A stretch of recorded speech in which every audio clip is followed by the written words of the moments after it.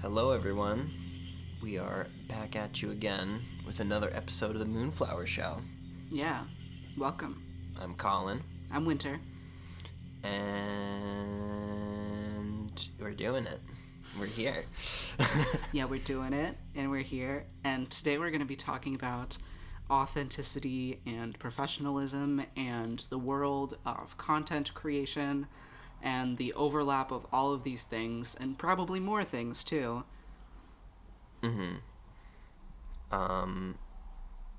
Do you want to tell us what got you thinking about this idea Yeah, for this so episode? last Wednesday I had a brain blast because we were thinking about what we should make this podcast about. And I thought to myself, we should talk about authenticity in the world of content creation. And it's something I've been thinking a lot about for my own sake because I recently started a YouTube channel and it only has a couple of videos. You know, I wouldn't even call myself a YouTuber yet. But that's a project that I'm working on.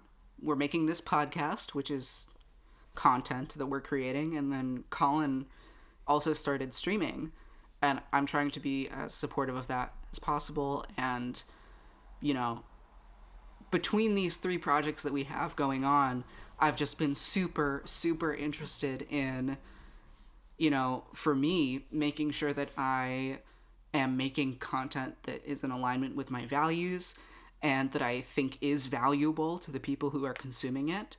And I think Colin is in the same boat. Yeah, and that's a big point of contention in this sort of like era of like internet culture, because you hear a lot about people being fake or inauthentic when making content on the internet, on YouTube, on Twitch, etc. And you hear about a lot about like clickbait and people selling out. Those are all like, I guess, buzzwords of like content creation that are usually used in a negative sense because people don't like, I mean, I guess certain people don't like when you are presenting yourself as this sort of like entertainer, this sort of like friendly person who presumably is just making content to entertain your following, your viewers, but then people don't like it when people put on this facade of like, oh, I'm just here to entertain, when their intentions are actually otherwise, if they're just doing it for monetary gain or if they're doing it for the attention. People just don't like it when content creators have a sort of facade or like are not being their authentic selves, and that becomes a big point of contention, because then other people are like, well, why do they have to? Why should they be their authentic selves on camera or on whatever platform they're on? Because like people perform, people put on characters all the time. But yeah, it's a big point of contention. Yeah, totally agree. And something that I want to talk about is what is the difference between having a boundary and being inauthentic? And the example that comes to mind is, you know, say you have somebody who has amassed a substantial following, and that person, as is often the case, is presenting their highlight reel, where they are only in front of the camera or only posting on social media when they're happy or when something good is happening, and they're not sharing the moments where they're struggling or maybe having a bit of a bad time. Do you think that's a boundary, or do you think that's them being inauthentic? Because as somebody who is starting out in the world of content creation, there are boundaries that I'm going to have, and I probably am not going to share with people my lows, you know? Yeah, of course. And I think the expectation that you share all the highs and lows of your life as a content creator is silly, because like if you're going through some shit in real life, like I don't think the best thing to do about it is to make a video and share it with like random people on the internet and ask for their advice. But yeah, social media tends to have that effect where it's like this person's life seems so glamorous and so like flawless, when in reality they're just like these full people that they're not showing every aspect of themselves on social media, but it almost feels like they are it, because I don't know, you're sort of tricked into thinking that like, oh, the person probably doesn't have any problems beyond the whatever drama they're talking about on social media or in their videos or whatever, and that can warp people's perception of just others. Yeah, certainly. So, do you think that it is a boundary when creators or people who have a following don't share every aspect of their lives? Yeah, I definitely think that's a boundary. Like, yeah, because I don't know. I think to expect them to share every aspect of their lives would be silly. They're not like, I don't know. The internet doesn't own them. Mm-hmm.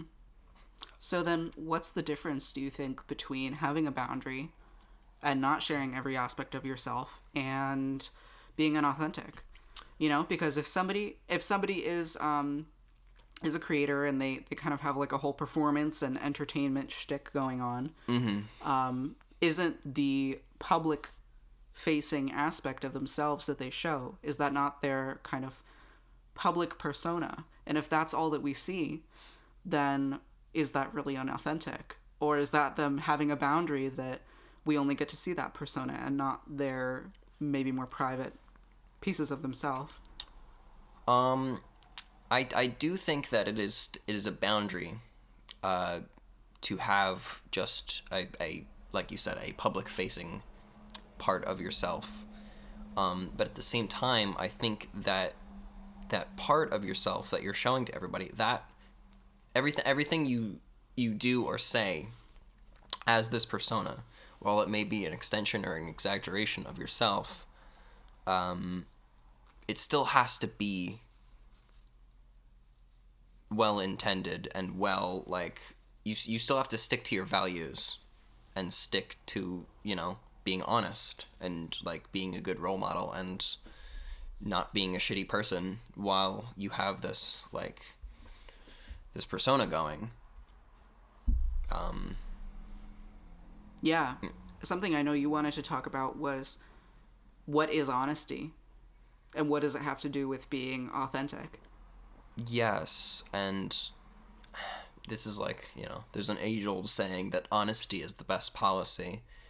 And while it is like a silly colloquialism that we tell 5-year-olds at this point, it really is just like, I mean, a policy is something that you like just like strive to follow in any situation.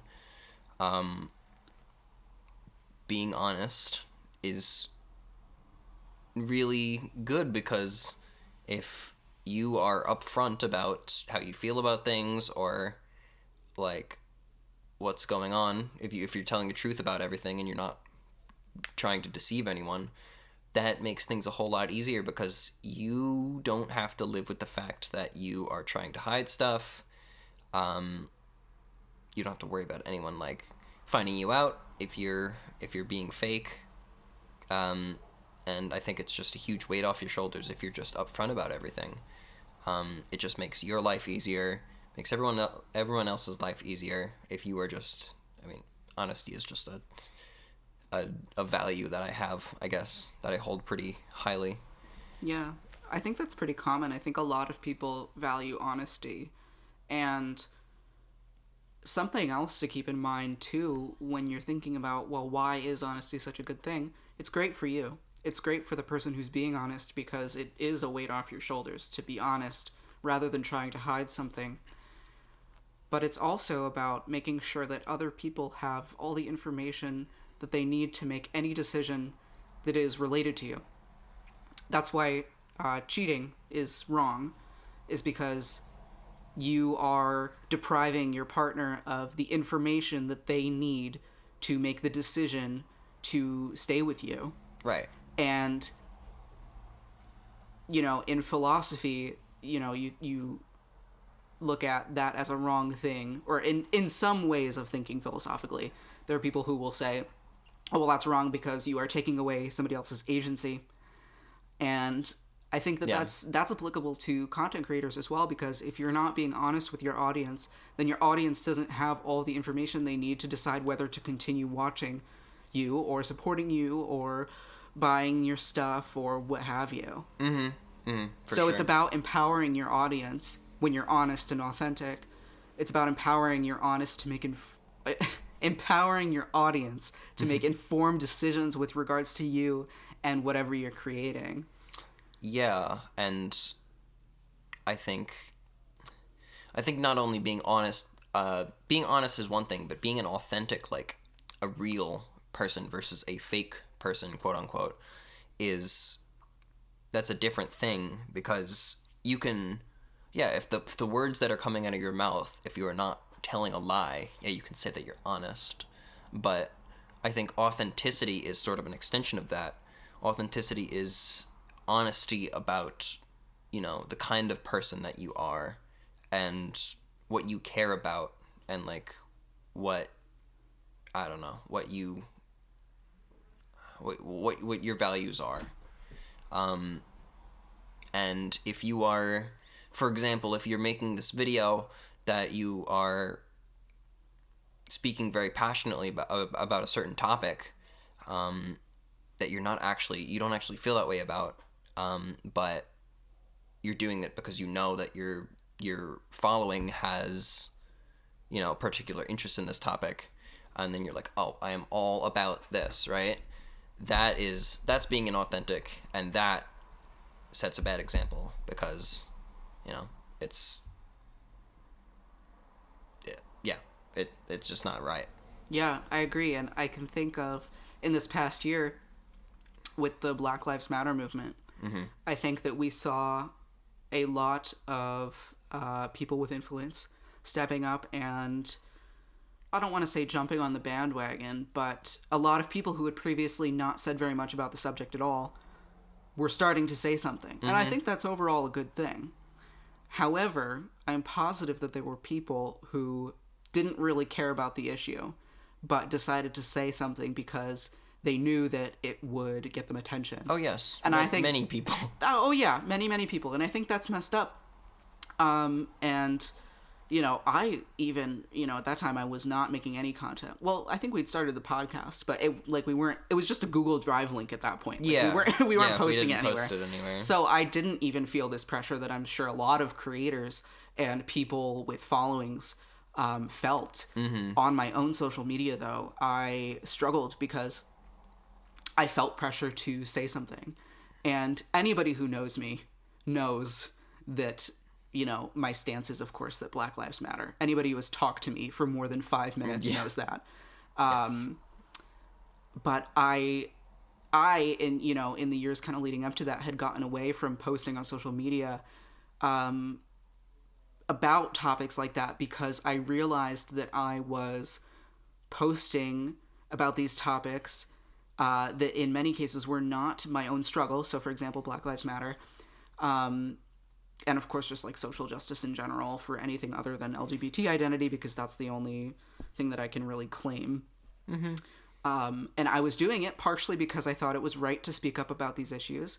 And to sort of like get your stance about these issues out there to whoever is friended or following you on your own, like, just to make platform. It clear, make it clear where I stand. But I'd kind of gotten away from that because I realized I was occasionally and partially speaking about it because I knew it made me look good with the people that I associated with, and I didn't like that. So I just decided to move away from that and move more into concrete work in my life that was more like action based rather than voice based, I guess. And I was very comfortable with that. And last summer I was like, I'm not even going to say anything because everybody who knows me knows where I stand. And like, I'm not going to jump on some stupid like social media train. Yeah. You know, just to make something known that's already clear. I ended up saying something because I was like, you know, I bet there's people who have just met me who maybe don't know me that well, who, you know, might be checking my profile to be like, I wonder where Winter stands on this issue. Yeah. I wonder if Winter is safe. Yeah. You know, I wonder if I should invite Winter to this action that's happening, but I'm not sure where they stand. Like, gosh, I should check their profile and see if they've said anything. Mm-hmm. And so I did decide to say something, but it was like a very deliberate decision on my part. And I had a hard time with it. Yeah. And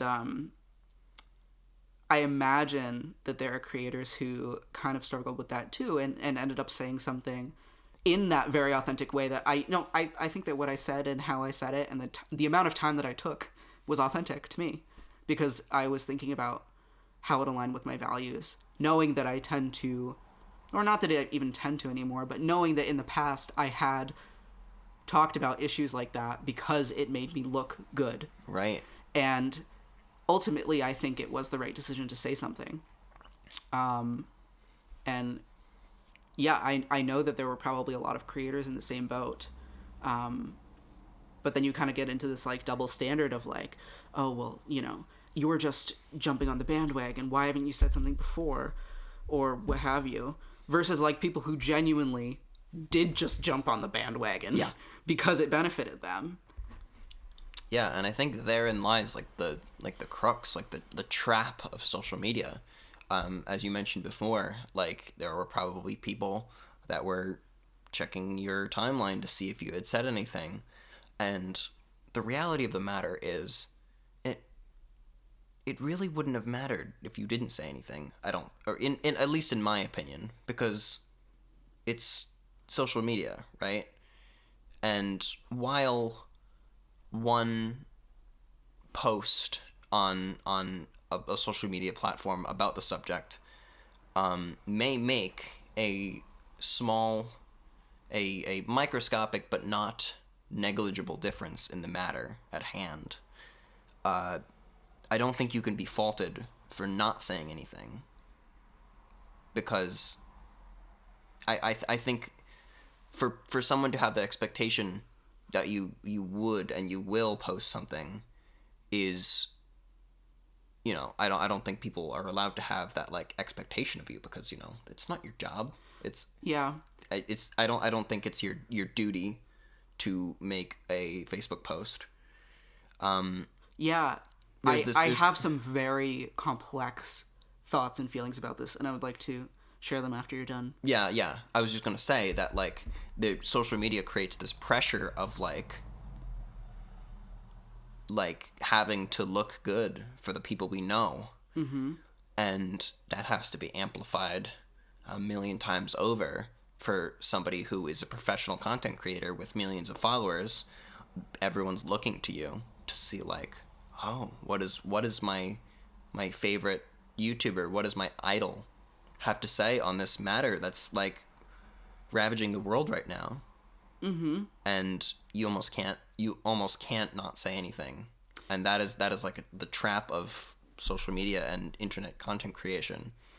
And so I said I have kind of complex thoughts and feelings, because in one very true sense, you know, when you are a member of an oppressive group in society, so for example in the case of Black Lives Matter, if you are a white person, I do think that you have a responsibility to do something. Yes. I think that you have a responsibility to make some kind of sacrifice for justice. However, I do not think that you are obligated to do that in any one way. I think you're obligated to listen to people of color, to listen to Black people. Oh, for sure. For guidance, absolutely. I also think that it must be up to you how you respond. And I think with social media, you get into, that's what people see, and that's what people look at. So let's say you've decided to contribute in another, perhaps very meaningful way, and perhaps you have some very strong boundaries about what you post online. I think that's very understandable. but people will look at your social profiles to check to Yeah. see how you're contributing. And if it's not on there, then it almost doesn't count. And I think it gets very, very tricky because, you know, you want to show people that you're contributing and you want to be a part of the solution and you want to be doing all the right things. Yep. And I think we've seen this where, you know, there's this kind of saying that's like, oh, if it's not on Facebook, if it's not on Instagram, if it's not on social media, if it's not documented, it didn't happen. Yeah. But that's not true. I despise that. Yeah. I despise that mindset. And of course, yeah, I think these issues are complicated, and I think they can be extremely difficult to navigate. If we want to kind of dive into the political aspect of authenticity a little more in a different episode, I would really like that. Mm-hmm. I think it might be good to just focus on like authenticity in the world of content creation now, though. Just because I will continue to talk about this for like 6 hours. Well, no, I mean, it is related to what we're talking about, and once again, back to the example of somebody who is a professional content creator, and you have millions of people looking to you for guidance, or just, you know, looking to form an opinion on you and looking to see if they will continue to support you. It creates pressure because some people, your content is your livelihood. And if you say something that makes people upset, or if you don't say anything at all, blah, blah, blah. If you don't say anything at a ball, how is the ball gonna know? If you don't say anything at all, then possibly people will lose support, and then you will start to lose like literal money. Yeah, and I think it's complicated too because, you know, I do think that people with a substantial amount of power and influence, just as, you know, white people are a group with substantial power and influence in the world of you know, racial injustice, influencers literally have influence. And I think that aptly named. Right, aptly named. And I think that when you're in a position like that, you are obligated to speak up. You know, you are obligated to try to do the right thing and to at least draw attention to whatever issue may be at hand. I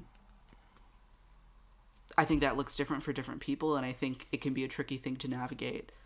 I do want to make that clear, though. I think that influencers, like, should, like, when there is, like, a national issue like that, like, I think that you should say something, you know? Mm-hmm. I think that you are obligated to. Yeah.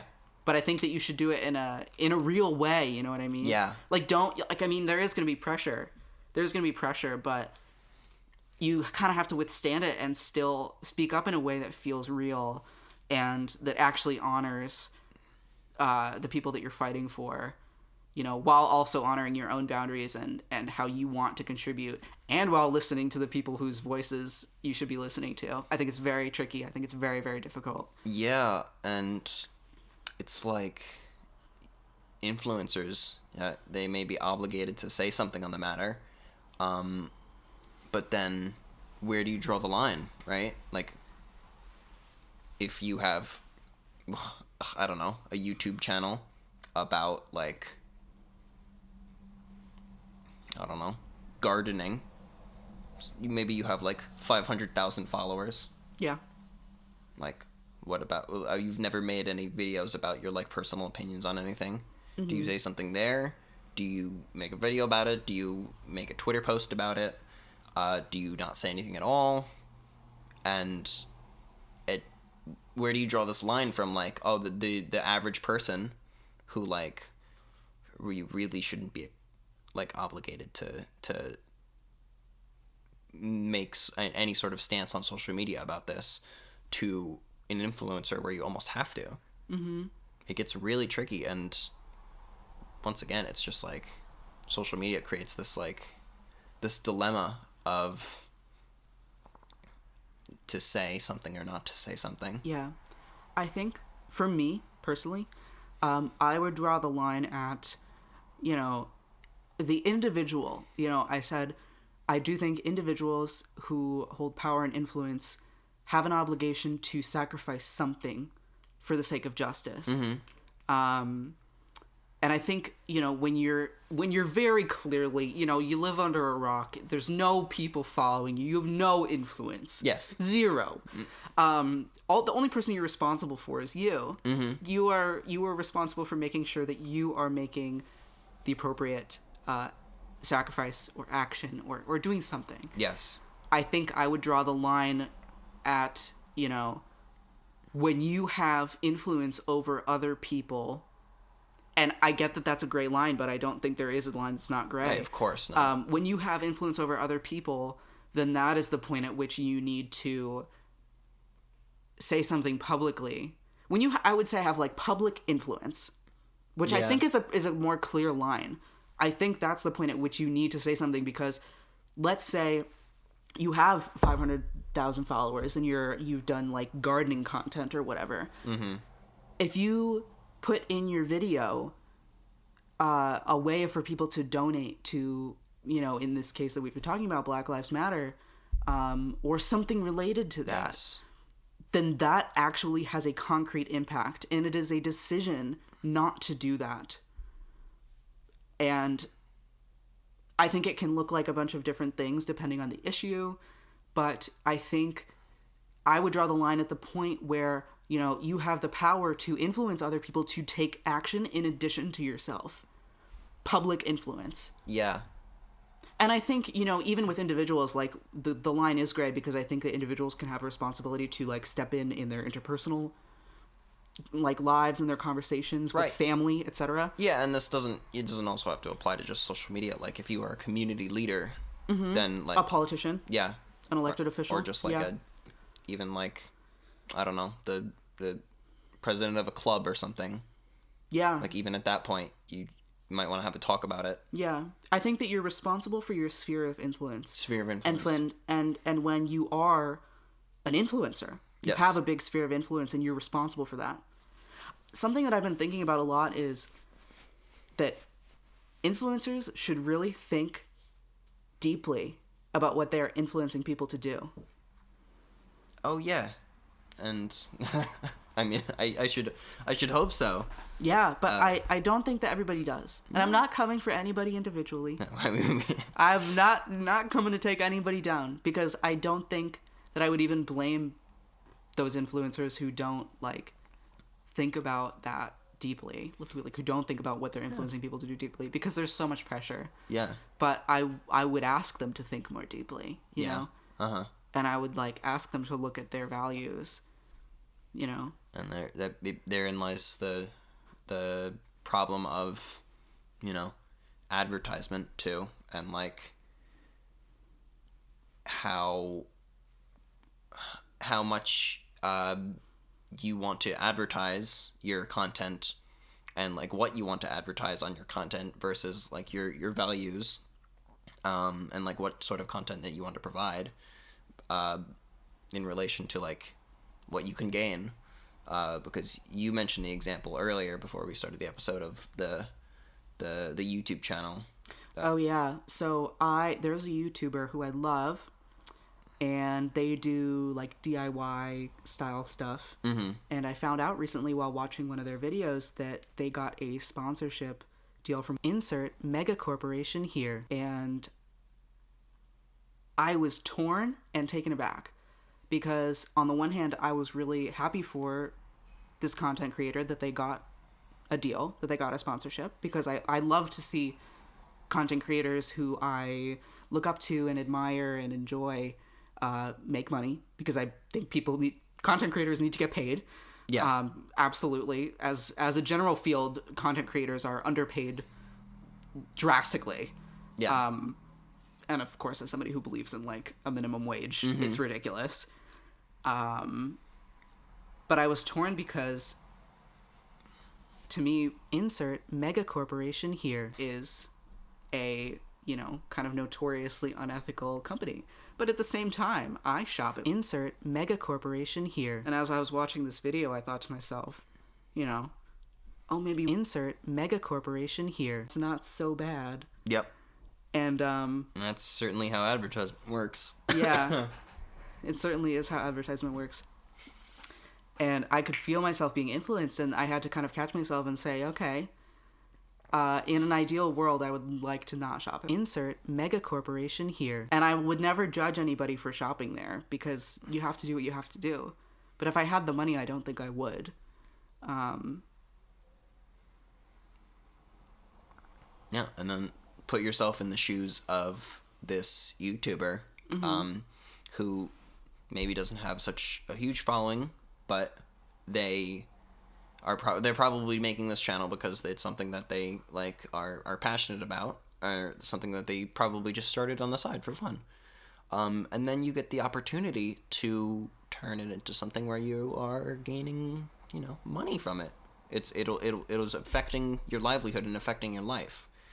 But the cost of that is you have to run advertisements, or you have to vouch for a company that you don't honestly support, that you don't want to. You don't want to support.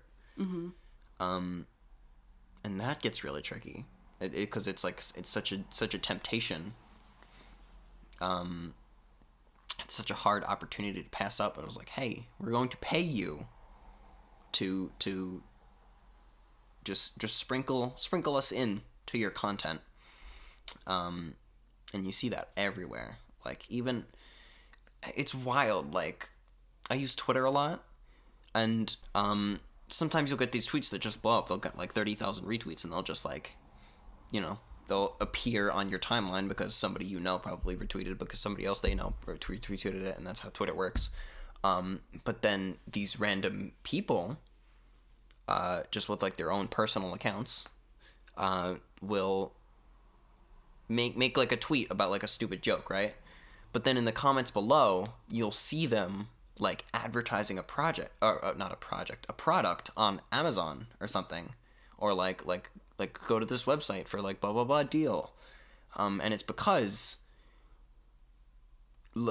accounts on Twitter will literally will go to the big tweets. They will DM the person who made the tweet, and it's like, hey, since your tweet has all this visibility right now, and since when you make a comment on something that you tweeted out, it appears at the top of the comments. Please advertise our product there in the comments section, because it has all this visibility right now, and we will pay you for it. It's like, wow, I can just post a link in the comments, and then I just get money. So easy. Mm-hmm. But you probably don't give a shit about what they're advertising. You probably don't really want all these people to go out and buy this product. It's like,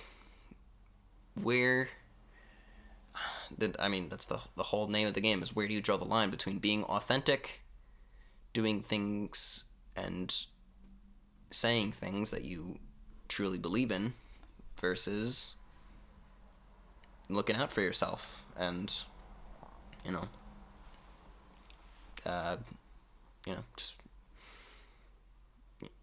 looking out for yourself. Yeah, I think it gets especially tricky because, at least from my perspective, a growing number of people, and including content creators, kind of are against consumer culture, and kind of are against, just buying stuff that you don't need, or buying stuff that's going to create more waste, or buying stuff that's going to continue to pollute the earth. Mm-hmm. Because we have a problem.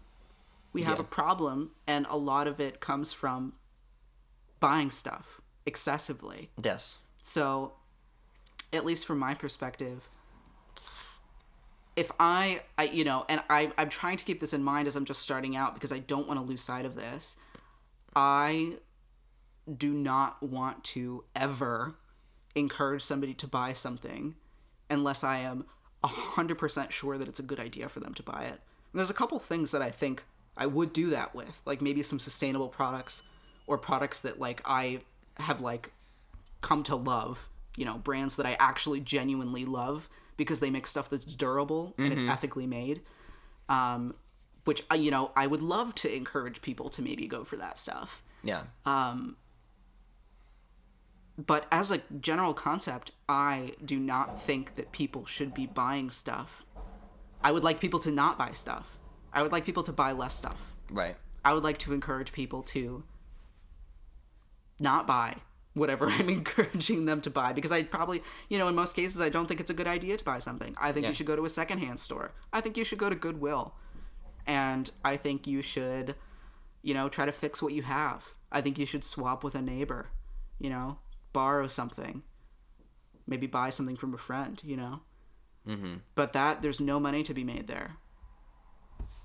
I think it's really interesting how the industry of content creation has kind of become dependent on consumer culture as a means of bringing in revenue. I think it's extremely disappointing because there's so much wonderful content out there. There's a lot of hot garbage, but there's a lot of people who are so very clearly in their element. Yeah. Who are making beautiful films, about all kinds of topics. There are people who are making beautiful art and music, and the way that they're making money doing that is by kind of having this niche within consumer culture. Yes. It makes me very sad, and I do try not to lose hope, but I'm very curious about how we can maybe even think about getting away from that, figuring out a different way, Yeah. Especially, yeah. It's just so deeply rooted, and I don't know. Big companies are always so quick to jump on whatever big trend is happening right now. Like, it's really bad. I mean, even if you look at YouTube today, back in the day, YouTube didn't even have ads. Mm-hmm. They would you just go to a video and you could watch it. Mm-hmm. And there was a 0% chance that an advertisement popped up before or after it. Yeah. And then people were like, oh, we can give YouTube money to put our ads before the videos. And then YouTube was like, okay, we'll allow people to put ads before the videos, and we'll give them a percentage of the revenue. And same thing with Twitch. It's like, oh, you want to make money off of your stream? Yeah, just let us run this ad before your stream, or like, I don't know, at intervals within your stream. Oh, and if you don't want to see ads while you're watching Twitch, well, why don't you just give Amazon money? Because why not? Yeah. Like, and that's it's such a weird thought out of context, right? It's like, why am I giving this company why am I giving Amazon money mm-hmm. to remove the ads to see, like, this person that I want to watch? Like, shouldn't the ads just not be there in the first place? It's just such a bizarre, like, yeah, disconnect from what we want out of content mm-hmm. versus what we're getting. Yeah. I have been thinking about this a lot recently, actually, mm-hmm. because I have some hot takes on ads. Yeah. And on advertising. And this is coming from somebody who has spent a couple years in marketing now. And I took this course in college that was on environmental ethics. Mm-hmm. And something that really stuck with me that we talked about in that course was the ethics of advertising. I realize that sounds irrelevant, maybe at first glance, to environmental ethics, but when you're talking about consumer culture and the effect it has on the environment... Oh, yeah, that's huge. It becomes very clear. And I kind of decided for myself, I said, I think advertising in most cases is a little silly. I think it's a little damaging, too.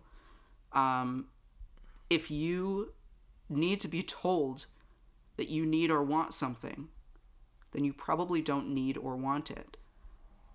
At the same time, I think that communication is valuable. And if you have a valuable product, if you have something that's worth genuine value, that is genuinely a good idea, and the example that comes to my mind is things that make your life more sustainable. Metal straws, excellent idea. That was not really heard of until a couple years ago. Mm-hmm. And you had to run ads. These companies that make metal straws and reusable straws, they had to run ads to get their idea out there. Yep. And I think it was supported by environmentalists who were saying, oh, we want to get rid of the plastic straws. What's the alternative? And people were kind of seeking it out, for sure. But the people who are making the replacements needed to advertise to make money. And I think that is somewhat ethical because what they're advertising is actually a good idea. And I hope that they are, and I'm sure that they were targeting it to people who really wanted that, who were like, gosh, we have this problem and we're asking for a solution. Can somebody please step up? And people did. I think that's valuable. I think that's ethical. When you get into a problem is when you have somebody who is watching an ad and they are not thinking about buying anything at all. And then the ad says, you want this thing, go get it. And then the person is like, yeah, I need that. And that's not to say that you shouldn't advertise good ideas. Again, like, maybe you're being advertised something that you just hadn't thought about that is a good idea. Like a storage solution that you really need or something like that. Like, that's great. But in general, I think people should be buying less stuff. And if you need a storage solution, maybe you should be searching that out on your own. Yeah. And I'm really fascinated by the idea of like ethical advertising and marketing. Because advertisement is not I don't think it's an inherently evil thing. No. It's just the way that it's implemented in like most platforms. Yes. And most like even like billboards are very gaudy sometimes. Like I'm looking out at this nice mountainside, and then there's a big old picture of like some lawyer's face, and I'm like, I don't like. Please move. Yeah, yeah. It's so interesting. It's this stark contrast between, the world, the earth, nature, and humankind's imposition on that with, something that is so harmful. I'm not saying lawyers are harmful to nature. Okay. No, but this industry of advertisement, which I think in general is damaging to the earth. Oh yeah. Just the juxtaposition of that is so striking. Yeah. Yeah. And I mean, we're on a bit of a tangent now. I think that's okay. I think we could even do a part 2 of this. Something that I did want to add, though, that I did want to add. Oh, it took me a second to get that, I'll admit. So, like, I'm somebody who kind of would like, people who are consuming my content to absorb less ads, right? Yeah. But there may come a day when I would stand to gain some money from having them view ads. I actually found out on YouTube that they will run ads regardless of if your content is monetized. Yeah. And so I kind of thought to myself, I'm like, okay, if I ever get to the point where I'm monetizing on YouTube, I will monetize on the ads that would already exist, that I don't have a control over whether or not they're there. Yeah. Yeah. Ugh. Yeah, man. Yeah, isn't that weird? It's weird. It's weird to me. Yeah, it's almost like you're doing something for free. You're doing this free labor. Free labor. If you're a content creator. I love doing free labor for multi-billion dollar companies. YouTube it can profit off of that. Yeah. Yeah. Yeah. I'm not going to comment on the ethics of YouTube as a company because I don't want them to come for me. Yeah, I mean, but I do believe that there has to be a better solution. Yeah, and it's like you can't be the one company that doesn't do it because then you aren't making the money to compete. Right. It's you're buying into existing and competing and making money. What's really great is platforms that allow you to choose what kind of advertisements that you run on like your videos or your podcasts or whatever. And I know they exist. You probably don't make as much money from them, but it probably does wonders for your image and your authenticity, and just the way that people will view your content, as opposed to just letting YouTube or Twitch or what have you run whatever ads they want. I think being able to choose the kinds of advertisements that people see on your content would is big.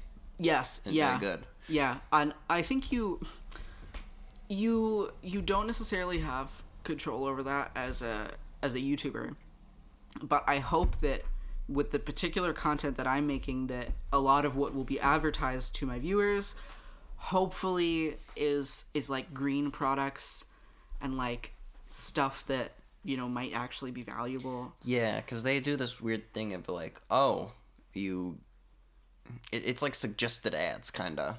Yeah, they are very much personalized. I've been watching what you call it, The Social Dilemma. Oh gosh, ads are targeted. When a targeted ad comes on that's just like so on the nose, I just get the worst feeling because I'm like, oh god, the companies know everything about me. Yeah, they can see into my soul. Yeah, and yeah.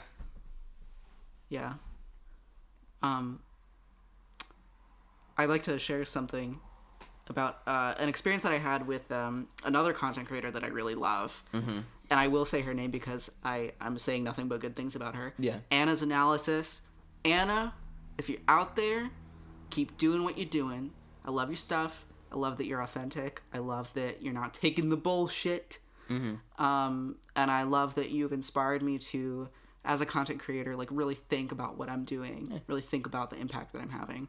Because you are super young and super smart, and everybody should go watch your stuff. I mean, yeah, if you found this episode interesting, that's probably like... Oh, yeah. If you like what we're talking about here, I think you would like her. Yeah. She has no idea who I am. This is not sponsored by Anna's Analysis. But I will say something I really respected about her. So I don't even think it was sponsored. But, like, she was doing this review of, like, sustainable products and just, like, stuff that she's used in her life. Mm-hmm. And I was like, oh, yeah, I'll watch this. And so I watched it, and as I was going through, I was like, oh my gosh, like, that's such a great idea. I would actually get a lot of use out of that.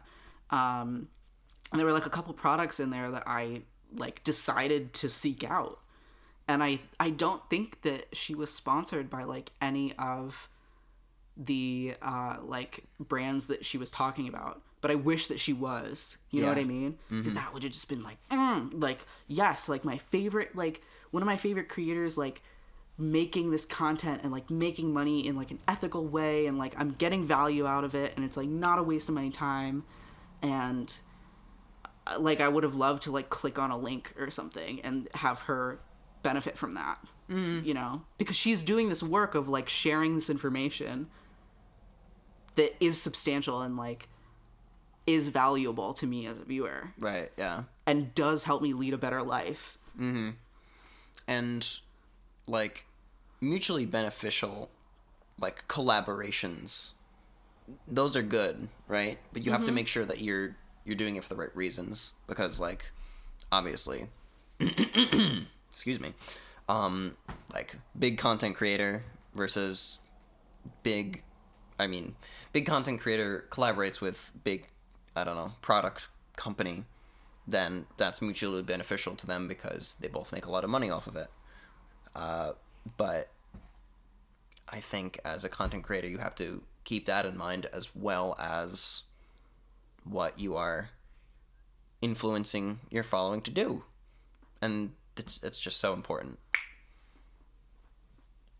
I agree. It's the bottom line. You just have to, like, you gotta think about the effect that you're having on people. You do, and you have to think about that. The more people that you are affecting, the more you should be thinking about that. Yeah. The greater your impact, the more careful you need to be. And not, like, careful in an anxious way, but deliberate. Oh, yeah. Do it because you want your followers to have, like a better life. And, you know, be more well-informed and just happier. Yeah, and because you want to make the world a better place. Yeah, and I think that's where authenticity becomes super important, because if you are not being authentic, then like you're not really setting a good example. You're saying do these things that you don't necessarily believe in, but they allow you to gain something. Yeah. You know, you're setting an example, and whether you like it or not, whether you started this channel as just a silly thing or like just because you wanted to, I think there comes a point where it's like you have a responsibility, you have an obligation to like put the greater good at mind. It keep it in mind. What am I can't speak tonight. Yeah. No, not yeah. Like you can't speak. yeah, I can't speak tonight. Yeah. Yeah, Colin, get it together. Just kidding. You're doing great.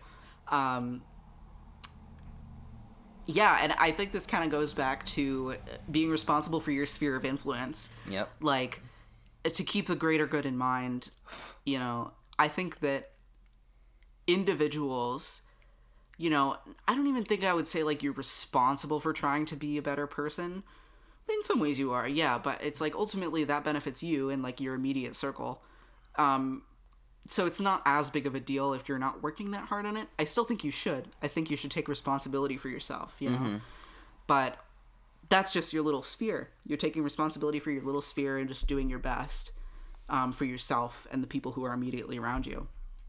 But when you have more people in your sphere, like, you need to keep in mind goodness and what the right thing is. And you need to keep in mind, you know, not being perfect, but really doing your best to set a good example and leave a good impact on the world, because at that point you have the capacity to do so much. Yeah. And it is, in my opinion, a choice if you don't. Yeah. And I think the biggest part of it is it's easy to do that when you are starting out, when you have no following. It's easy to make things that you're passionate about. It's easy to just talk about the things that you want to talk about, being authentic, just being yourself. But the hard part is getting bigger and sticking to your guns, staying authentic. And the influencers and the creators that I have the most respect for are the ones that have made it big, but still hold those same beliefs, that same stances, and just that they've always have. Yeah. Yeah, who don't change. Yeah. Don't let the money change you. Never let the money change you, ever. Even if you're not a content creator. Yeah. I think letting money change you is a universal thing, or it's a universal struggle for people who come into money. Wolf of Wall Street. Yeah, that's one of my favorite movies. Oh man, one of my favorite. We should watch that. It's week. Like 3 hours long, but we should watch it this week. That is one of my favorite movies ever, because it's just so. It just is a tell all about how just money changes people. And it does change you. And I think so much of this comes down to money. It pretty much does. Yeah. That's really interesting. What? Yeah, I think. And maybe money I don't think is the only motivation one can have for